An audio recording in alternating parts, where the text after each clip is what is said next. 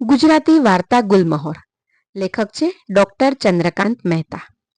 ભાગ 1માં આપણે સાંભળ્યું અંશુલ, સત્યેન્દ્ર રાય અને તેના 30 વર્ષ જૂના મિત્રની પહેલી મુલાકાત. સત્યેન્દ્ર રાય તેના નામ પ્રમાણે જ હરિશ્ચંદ્રનો અવતાર છે. ગુલમહોરને પોતાનો આદર્શ માને છે, પરંતુ મિત્રની સલાહ અત્યારના જમાના પ્રમાણે પ્રેક્ટિકલ બનવાની છે અને અંશુલ એની વાત સાંભળીને થોડો લોભાઈ જાય છે. આગળ વાર્તામાં શું બન્યું એ હવે ભાગ 2માં સાંભળીએ. પપ્પાના હાથમાં ગીતા હતી અને ટેબલ પર એમણે સ્વહસ્તે અંકિત કરેલું ગુલમહોરનું ચિત્ર હતું. પપ્પા નાના બાળકની જેમ શાંતિથી ઊંઘી ગયા હતા. સ્થિત પ્રજ્ઞાના લક્ષણો પચાવનાર માણસ ઘડપણમાં પણ બાળકની જેમ કેટલો નિર્દોષ રહી શકે છે એનું હરતું ફરતું ઉદાહરણ મારા પપ્પા હતા. મને ચેન નહોતું. પપ્પાજીની સંપત્તિનો સર્વે કરવા મેં નજર કરી. મારી આંખને એ માટે 1.5 મિનિટથી વધુ સમય ન લાગ્યો. જૂના મોડેલનું ટીવી, 4 વયોવૃદ્ધ ખુરશીઓ, 2 સુટકેસ, ધર્મ અને આધ્યાત્મના 200 પુસ્તકો, મમ્મીના ગળામાં પાતળું મંગળસૂત્ર અને જરૂરિયાત પ્રમાણે પોતાના કદનું બલિદાન આપતી સોનાની વીંટી. પપ્પાના ટેબલ પર પડેલી હતી તેમના બેંક ખાતાની પાસબુક, જેમાં 25,000 જેવી માતબર રકમની એન્ટ્રી હતી. પપ્પાને પાસબુક શબ્દ સાંભળીને હસવું આવે છે, કારણ કે એમાં ઇન્કમટેક્સ અધિકારીની પરીક્ષામાં પાસ થવાય એટલી જ રકમ જમા કરાવતા હોય છે. પપ્પાની નાનકડી બચતમાંથી નવું ટેનાન્ટમેન્ટ ખરીદવાનું આકાશ કુસુંબત હતું. 2 જુવાનજોત બહેનો મંગલફેરાની પ્રતીક્ષામાં હતી અને મારો નાનકડો પગાર. આ જીવન ગરીબીમાં સડવા માટેના તમામ સાધનો જાણે મારી મજાક ઉડાવી રહ્યા હતા. મારા મનમાં ઉન્મેષ અંકલના શબ્દો ગૂંજતા હતા. લક્ષ્મી તો દુધાળી ગાય છે, એને દોહવાની કળા માણસને આવડવી જોઈએ. લક્ષ્મીને હેત કરતા પણ આવડે છે અને લાત મારતા પણ આવડે છે. હું આખી રાત સૂઈ શક્યો નહીં. મારા દિમાગમાં ઝંઝાવાતી પવન ફૂંકાતો હતો. એ પવન મારા પૂજ્ય પિતાશ્રીએ અપનાવેલા સિદ્ધાંતોને તણખલાની જેમ ઉડાડી રહ્યો હતો. અંતે મેં નસીબ અજમાવવા મુંબઈ જવાનો નિર્ણય કર્યો. સારા પગારની નોકરીની ઓફરનું બહાનું કાઢી મેં મુંબઈ જવાનું નક્કી કર્યું. પપ્પાની રજા માંગી. પપ્પાને ન જાણે કેમ પણ મનમાં શક પડ્યો. એમણે કહ્યું, તું ઇન્ટરવ્યૂ આપવા ભલે જાય, પણ મારા પેલા મિત્ર ઉન્મેષરાયને મળતો નહીં હો. એ તારું બ્રેન વોશ કરી અવળા માર્ગે ચડાવી દેશે. જેવી હોય એવી, પણ આપણી દુનિયા એટલે આપણી દુનિયા. કોઈનો મહેલ જોઈ આપણી ઝૂંપડીની નિંદા ન થાય.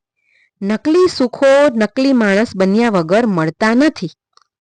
મેં પપ્પાને આશ્વસ્ત કર્યા અને મમ્મી પપ્પાના આશીર્વાદ લઈ પેલા મુંબઈ નિવાસી ગર્ભશ્રીમંત વેપારીનું વિઝિટિંગ કાર્ડ લોટરીના ટિકિટની જેમ પાકેટમાં સલામત રાખી ગુજરાત મેલ દ્વારા મુંબઈ જવા પ્રસ્થાન કર્યું. મારી આંખોમાં રંગીન સ્વપ્નો નાચતા હતા. હું પેલા ગર્ભશ્રીમંતનો જમાઈ બનીને તવંગર બની પાછો આવીશ. ટેનામેન્ટ નહીં, ભવ્ય બંગલો ખરીદીશ. બહેનોના લગ્ન ધૂમધામથી ઉજવીશ. મારા લગ્નોત્સવ તો એટલો ધામધૂમથી ઉજવીશ કે લોકો મારું વૈભવશાળી લગ્ન જોઈ મોઢામાં આંગળા નાખી દેશે. સવારે હું મુંબઈ પહોંચ્યો. પેન્ટ કોટ ટાઈમાં સજ્જ બન્યો. આખરે મારે એક ગર્ભશ્રીમંતની નજરમાં સુપાત્ર ઠરવાનું હતું. એમની પુત્રી ધરિતા પસંદગીની મહોર મારે એટલે પોતે બની જશે માલા માલ. મેં ટેક્સી ભાડે કરી પેલા ગર્ભશ્રીમંત શેઠના બંગલાનું સરનામું આપ્યું. ટેક્સીવાળોએ શેઠને સારી રીતે ઓળખતો હતો. એણે કહ્યું, श्यामनारायण सेठ को फोन नहीं जानता? शायद तुम उनके निकट के रिश्तेदार नहीं हो, वरना सेठ की गाड़ी तुम्हें रेलवे स्टेशन या एयरपोर्ट पर लेने आ जाती. વોચમેને ખબર આપી એટલે શેઠનો ક્લાર્ક મને રિસીવ કરવા આવ્યો.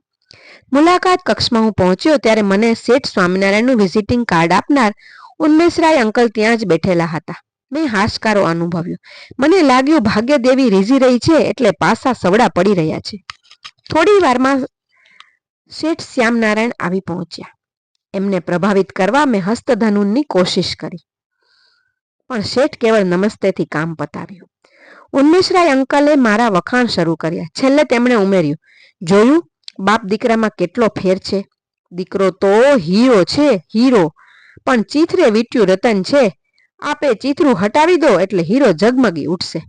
મને લાગ્યું કે ગાડી પાટા પર છે. મેં કહ્યું, શેઠ સાહેબ, પપ્પાનો જમાનો જુદો છે અને આજનો જમાનો જુદો છે. સુખી થવું હોય તો સ્વમાનનો ઝંડો લઈને ન ફરાય. એટલે તો હું પપ્પાની રજા વગર આપની પાસે સીધો જ દોડી આવ્યો.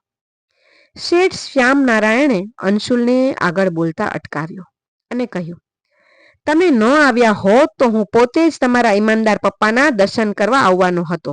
પણ અહીં જાતે આવીને તમે તમારી મૂર્તિને જાતે જ ખંડિત કરી નાખી. હું તો તમને એક નેક પિતાના પુત્ર માનતો હતો, પણ તમે તો વેચાણ પાત્રતાનું લેબલ ચિપકાવીને સામેથી દોડી આવ્યા. અરે ભાઈ, આજે ક્યાં છે તમારા પપ્પા જેવા ગરીબીને પણ અભિશાપ ન માની સ્વમાનભેર જીવતા માણસો? તમને જમાઈ બનાવીને એક પુણ્યશાળી માણસના જીવનમાં મારું પ્રભુત્વ નથી જમાવવું. તમારા પપ્પાજીની જેમ મારો આદર્શ પણ ગુલમહોર જ છે. દુઃખ મને તોડી શક્યું નથી. આફતોના ગંજ વચ્ચે પણ મેં ગુલમહોરની જેમ જ વિકસવાનું ચાલુ રાખ્યું છે.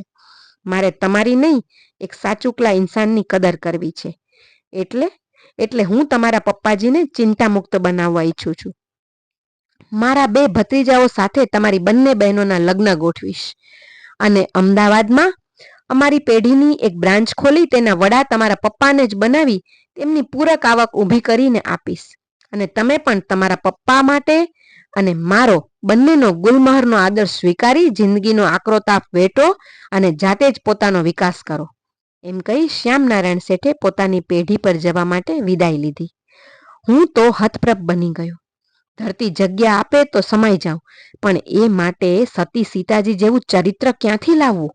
પપ્પા, આપના પ્રિય ગુલમહોરને કહો કે મારા જેવા તક સાધુને આશીર્વાદ આપે કે જિંદગીની કેડી ઈમાનદારીથી કંડારવાની હોય અને એ માટેની પ્રેરણા તમારો ગુલમહોર મને આપે.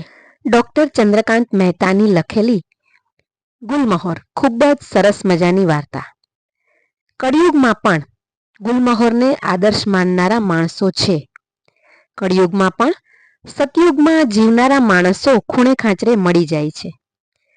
આવી જ ગુજરાતી વાર્તાઓ સાંભળવા માટે જોડાયેલા રહો યુટ્યુબ ચેનલ વાચિકમ ગુજરાતી પર. આભાર.